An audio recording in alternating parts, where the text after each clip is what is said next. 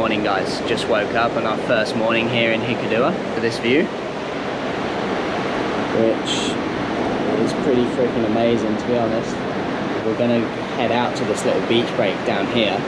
Right now it's actually like kind of off season here. It's like just starting the season. It doesn't really seem like there's many surfers around, and plus it's like 5:30 a.m. so it's pretty early. But yeah, just down there, if you can make it out, but there's a few fun looking beats. Gonna take the GoPro down there, show you guys what the waves are like. So yeah, see you in the water.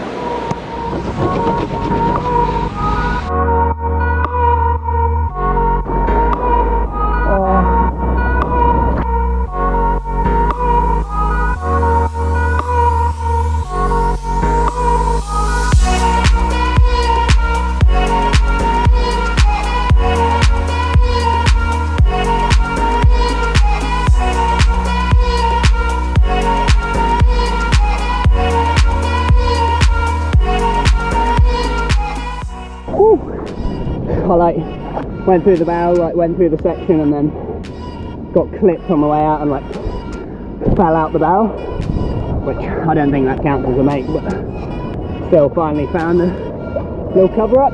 It's like one of those beach breaks that it's pretty frustrating to surf, because you see barrels up and down the beach, but it seems like you can never get to them, or I can just never get to them.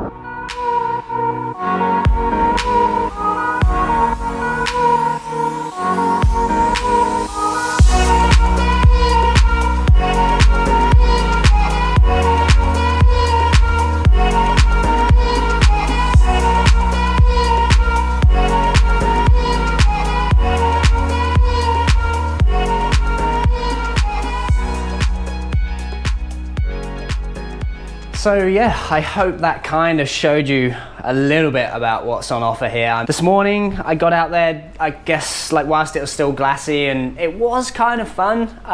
It was warm and I was the only one out. So that's the beach break here in Hikkaduwa. The main focus of surfing in this town is this little stretch right here. So basically just here you've got a long stretch of beach. Where I surfed just then was the beach break, which can be pretty hollow. On the best days and bigger days you can get some little head dippy barrels, but otherwise it's just a fun sort of backwashy beach break for turns. Kind of reminds me of something like you find in Rio or somewhere in Brazil. Just next to it you've got the main peak, which is the best wave in Hikkaduwa. It's the most powerful. It's on a good day it's like a perfect A-frame, and it's got a surprising amount of power for Sri Lanka.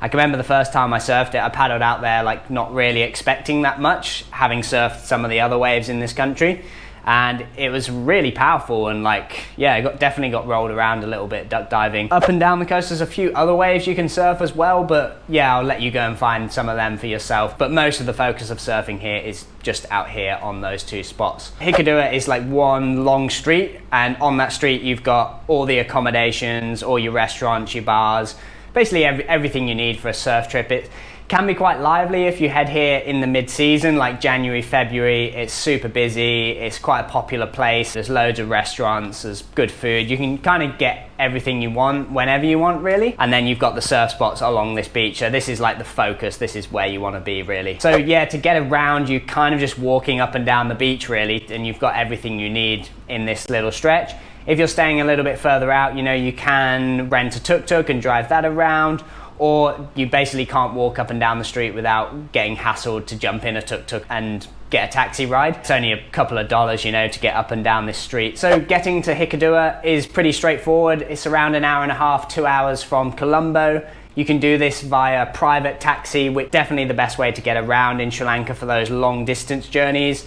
It's going to cost a lot more than the public transport, but you're just going to be more comfortable. If you're traveling with boards, you're going to be able to put them on the roof or in the car. And I'd recommend organizing this via your accommodation. Flick them a message and say, look, I'm arriving at this time. Is it possible to get a transfer? How much does it cost? If you are on a super tight budget, you can get the train or the bus. These are really, really hectic. They're really hot, sweaty, super crowded.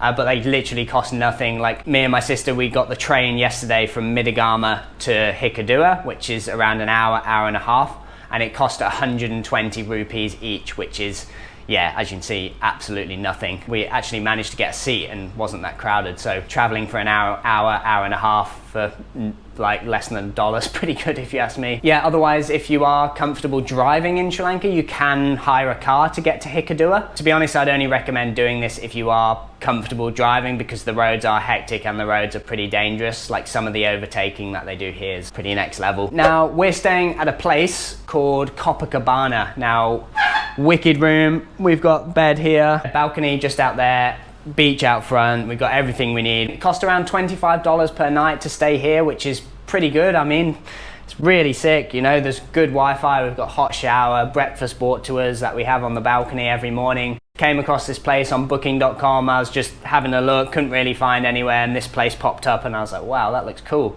Booked it, and yeah, it definitely didn't disappoint. So for accommodation, there's kind of something for all budgets in Hikkaduwa. If you're looking for like the cheapest hostels, just jump on Hostel World and you'll find cheap dorm rooms for like less than $10 per night. Check out Stiffy's, Hummus Hotel and Travelers Hostel. They're the cheapest ones that I could find online. Like with everything, you do get what you pay for. You know, if you're booking a dorm that costs $5 per night or $8 per night, it is going to be a $5 hostel. And then if you're looking for something like slightly more upmarket, like a private room or something like this, you know, it's still affordable, but it's nice, it's clean, it's an enjoyable space to be in. You're going to be paying a bit more, but check out booking.com. You can often find pretty good deals on there. I'll leave links in the description to all the best accommodation in Hikkaduwa, so feel free to check those out. So just some tips for surfing in Hikkaduwa. In season, it is really crowded.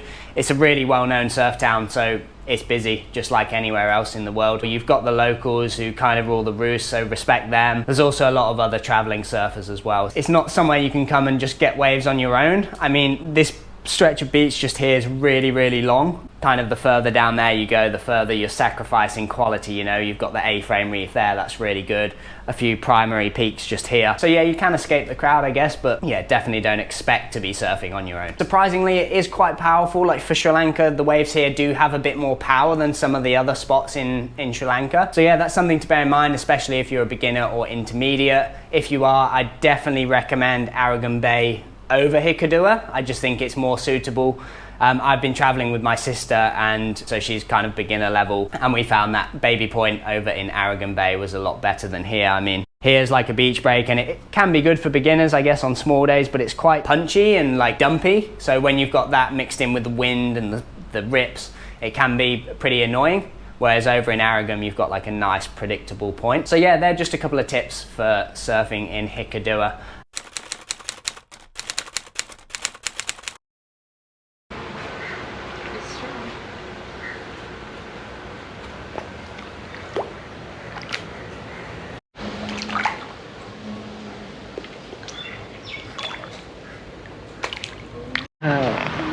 You're from? England. Oh. Yeah. Whoa. They eat in some plastic bag. They come on the beach.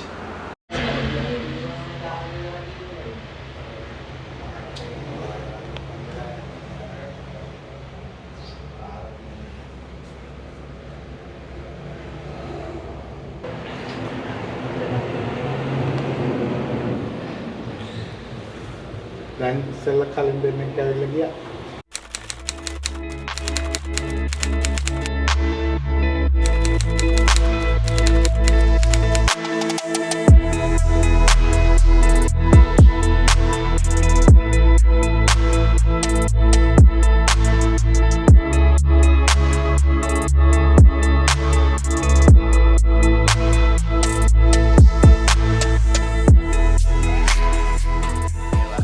I hope you've enjoyed this breakdown of one of Sri Lanka's best surf towns. I'm obviously here in off season, so yeah, I definitely haven't been able to showcase the place at its best, but I hope you found this video informative. I hope it's given you some of the information you need to make a trip to Hikkaduwa happen. Please like and subscribe if you've enjoyed this video, but for now, it's goodbye from me, and I'll see you in the next video.